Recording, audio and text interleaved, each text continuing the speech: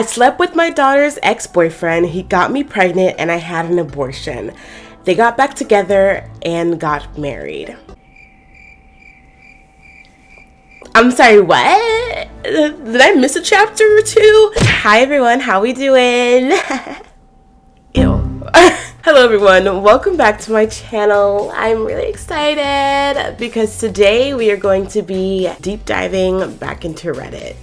Yeah, I'm hooked, okay? Like I said in my last Reddit video, I've been absolutely obsessed with Reddit. There's just so much to see, so much to learn. Like I feel like I'm learning more with Reddit than I ever learned in school. In my last Reddit video, I did the Am I the A-hole thread, which was exciting to say the least. I'm already ready for my next one of those. I have a lot saved for that one. But I have also stumbled upon the confessions thread, which is even more juicy, honestly, because what is going on? I've lost a little bit of faith in humanity from being on this thread, but that's fine. I was never that trusting anyway. I'm excited. Let's go ahead and jump into it and see what these people are comfortable saying on the internet, but not saying to anyone else. Okay, you guys, so the first one is titled, I slept with my daughter's ex-boyfriend. He got me pregnant and I had an abortion. They got back together and got married. I'm sorry, what? Did I miss a chapter or two? This is intense. This was also posted 4 years ago, so like, wow. I'm gonna try not to judge people, honestly, but I'm gonna try and keep an open mind. So let's get into it. Okay, it says, this was back in, let me think, maybe 1997. I was 38 and my daughter was 18. She was dating Harry, who was 24. I was an alcoholic and dabbled in other drugs, mostly cocaine. I was not a good person, let alone mother. Not like I was abusive to my daughter or anything, but I was generally inattentive and cared more about my alcohol and drugs than her, especially in her teen years. I am 14 years sober now. Good for you. I disapproved of my daughter dating Harry, but I never told her why. He would flirt with me constantly, and the age difference also creeped me out. Also, he was an alcoholic and drug user, just like me. She broke up with him over his alcoholism. Okay. Soon after, she moved away, not too far, but regardless, she didn't live with me anymore. Harry kept calling me and asking if he wanted to get drinks. I turned him down. But then one day he said he had a bunch of coke and I couldn't resist. Oh my goodness. Harry seems like a He came over, we did the coke, and we ended up having sex. He was a very good looking guy. He looked a lot like that ridiculous 80s Justin Bieber picture that was on the front page today. That is exactly what made me think about him. For the next few months, maybe like 3 to 4 months, we would sometimes come over and we would have sex and do drugs and get drunk together. Any drug addict knows what it's like to have a drug addict buddy in that way. Then I got pregnant. Okay. I knew it was by him. I had sex without a condom a few times, stupidly. I never told him I was pregnant, and I went and got an abortion and kept it a secret. Anyways, I stopped seeing him after that. It was too weird. It just got weird, babe. It just got weird. I also got sober for like 4 months before relapsing. Fast forward 2 years and my daughter contacts me and tells me that she got back with Harry and that he is fully sober. I was mortified, honestly. He was gonna tell her that we slept together and she is gonna hate me for life. They came over one day and said hi, and when my daughter was gone, Harry told me there is no reason to tell her what happened, and I agreed. It's been 16 years of marriage on their part. They have a kid together. Harry got cancer, then beat it. I got sober. That's basically it. I don't see them very often. They live in Texas and I live on the East Coast. But whenever I do, there is always the tension between me and Harry. It's literally the first thing that comes to either of our minds. I can just tell. Not like sexual tension, like why did we do that? What the fuck is wrong with us kind of tension. I think about this often, especially when I see my grandson. I always think that could have been my son if things had gone differently. But wow, what a disaster that would have been if I decided to keep that child. You guys, this is wild. I'm sorry, I'm trying not to judge, but wow. Wow. That one TikTok that's like, wow. Oh my God. Oh my God. Wow. You guys, this is rough. They're not asking for any advice. They're not asking for anyone's opinions. They're just trying to get something off their chest. And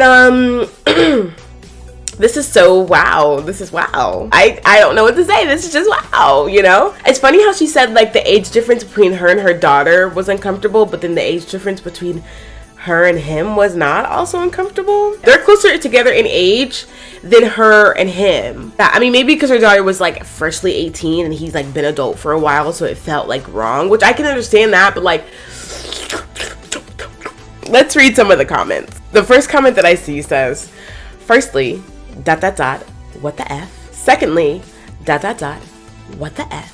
Thirdly, this is why I'm on this subreddit. Same. Another comment said, the best part was, I was grossed out by their 6-year difference, even though I banged him despite being 14 years his senior and also the mother of his girlfriend. I mean, at least they stopped, you know, and, you know, but like, why did he have to go back to the daughter after he had already been with the mother?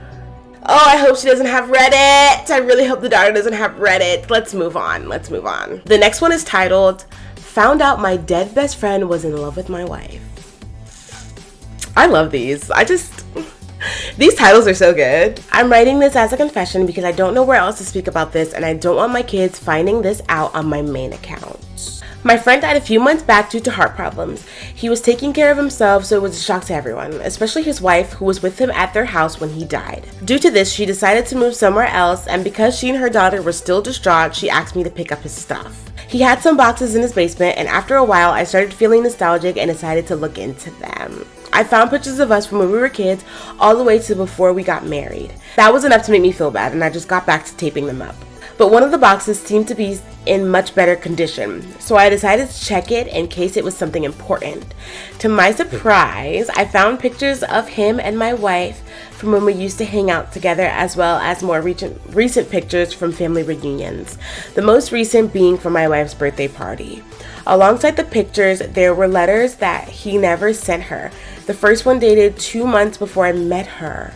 The last one was also the same date of her birthday party. One that stood out the most was one from after I started dating her. He wrote that his time has passed, and since my happiness was as important as his own, he would watch over us. I'll keep his box safe since it isn't my secret to reveal.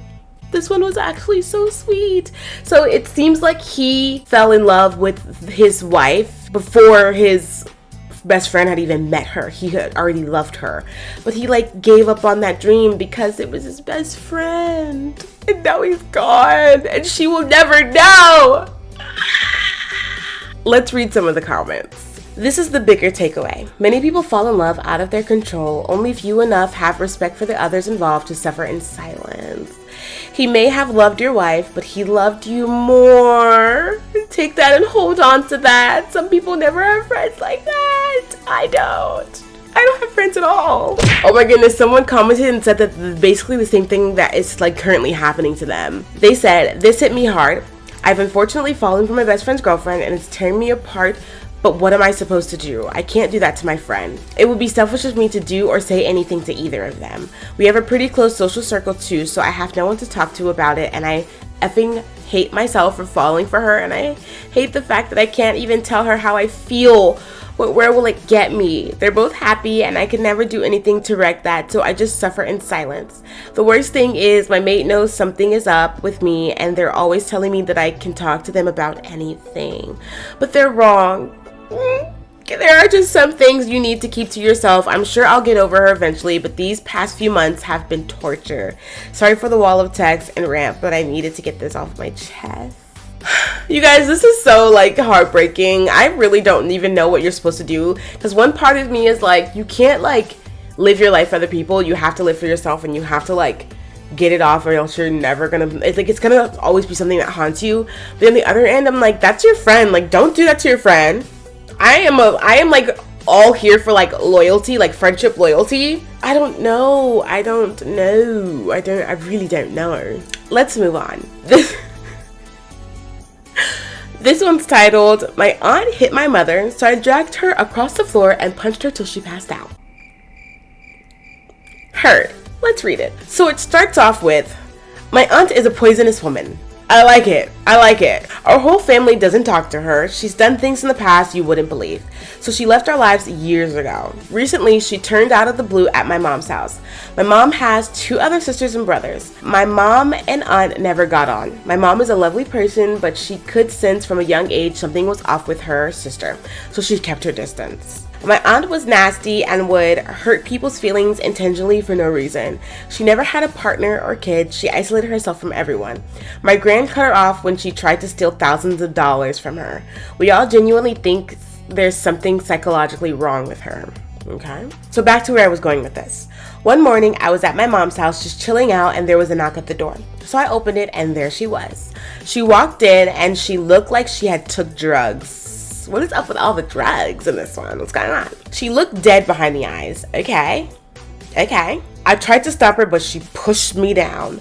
I honestly don't know why she came to my mom's house out of everyone. I quickly got up and she went into the kitchen and startled my mom and punched her in the face.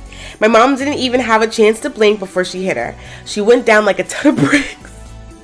Not mom's going down like a ton of bricks. My heart felt like it had been sucked through into my stomach when I seen it. Something came over me. I don't know if it was anger or adrenaline, but I ran up behind her and grabbed her hair and dragged her onto the back lawn, and I bashed her face in about 15 times.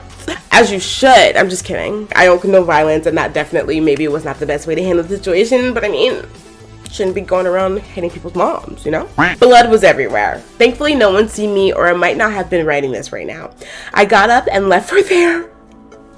I went to check my mom, and she was in a lot of pain. I looked back out the window, and she was gone. She hauled ass, okay? We told our family immediately about this, and they were perplexed and angry as to why she turned up and attacked my mom. I'm still so hurt and angry as I write this, but I also feel tremendously guilty and upset that I done that to her because I've never fought anyone and I'm not a fighter at all, but something came over me and I snapped. You did a little bit more than that, babe, but that's cool. I can't get over it for some reason. It just seems so unreal and there was no reason for the attack. God forbid she had a weapon. That's truly scary to think about. We didn't call the police as I assaulted her badly and didn't want it to bounce back on me. That's another thing I feel ashamed about. But should I feel bad or not? I need other opinions as I've been bottling this up for a while. My gran was devastated. She just wanted her daughter back, but from a young age she took to drugs, spent time in prison, and amount of other things. You can't help someone who doesn't want to be saved. That is so true. You absolutely cannot. I'm gonna say this is a conflicted one because you were just protecting your mom, but at the end of the day, you didn't have to beat her until there was blood everywhere, babe. You know, like you could have just dragged her out of the house and just like kicked her on the way out. You know, you didn't have to like go in. But I mean, she also instigated the instance. Let's just see what other people are saying in the comments. So the first comment says, if you weren't related to this woman, would you feel as bad? A virtual stranger entered your house and assaulted your mother and you protected her. Okay, you got me thinking other things. You shouldn't feel bad for physically protecting your mother. It's horrifying when someone pushes themselves into your home and assaulted a loved one with no warning. Also, what if you weren't there or your mother was just alone? I was trying to find solace in the fact that even though the whole situation is terrible, you were there and able to prevent further injury. That is true. That is true. Let's move on. Alright, you guys, the next one says, I stole my dad's car at night to lose my virginity to a chick I had never met.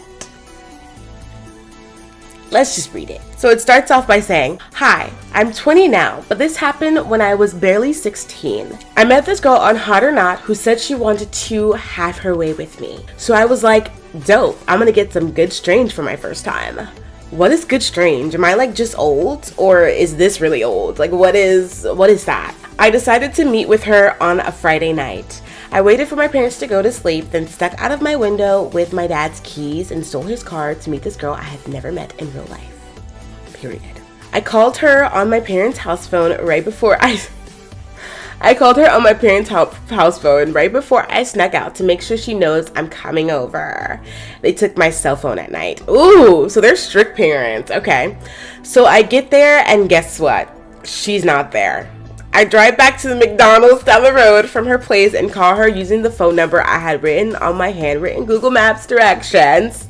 Again, had no cell phone. She tells me she will be home in 30 minutes, so I waited out. I go there around 12:30 a.m. and she's waiting for me out on the porch.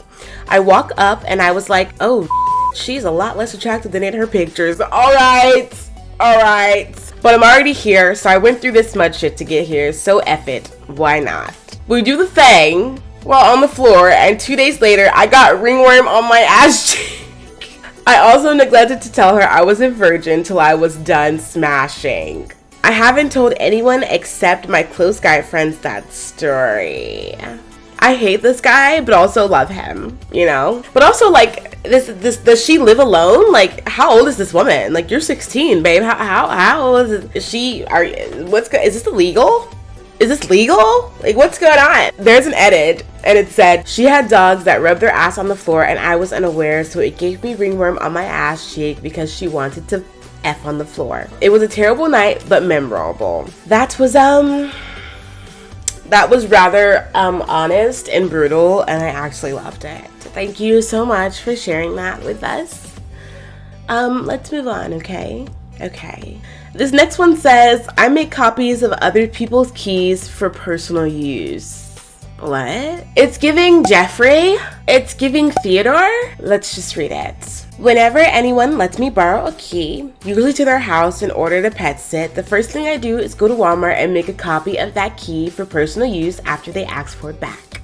I never break into houses and steal anything other than I never break into houses or steal anything other than food or maybe alcohol, but I love the feeling of being able to effortlessly enter a place I know I don't belong without anyone's knowledge.